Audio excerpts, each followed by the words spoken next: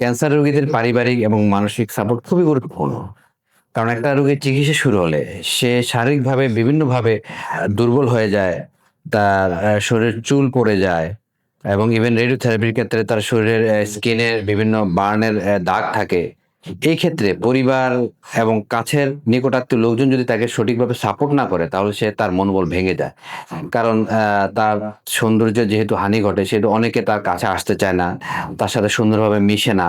যার ফলে তার যে মনোবল সেটা আস্তে, আস্তে ভেঙে যায়। সেজন্য ক্যান্সার রোগীদের জন্য তার পরিবার থেকে এবং কাছের লোকজন থেকে সাপোর্ট খুবই গুরুত্বপূর্ণ। কারণ তার যেই কেমোথেরাপি এবং রেডিওথেরাপি করে তার যে সমস্যাগুলো হয়েছে শরীরে এগুলো কিন্তু সাময়িক। এগুলো ধীরে, ধীরে ঠিক হয়ে যাবে এবং ক্যান্সার রোগ কিন্তু ছোঁয়াচে রোগও না। সুতরাং পরিবারের লোকজন যদি তার সাথে আগে যেভাবে বিহেভ করত সেভাবে বিহেভ করে এবং মেলামেশা করে তাহলে কিন্তু তার মেন্টাল একটা স্ট্রেংথ বাড়ে। আর যেকোনো রোগীরই চিকিৎসার জন্য মেন্টাল স্ট্রেংথ খুবই গুরুত্বপূর্ণ।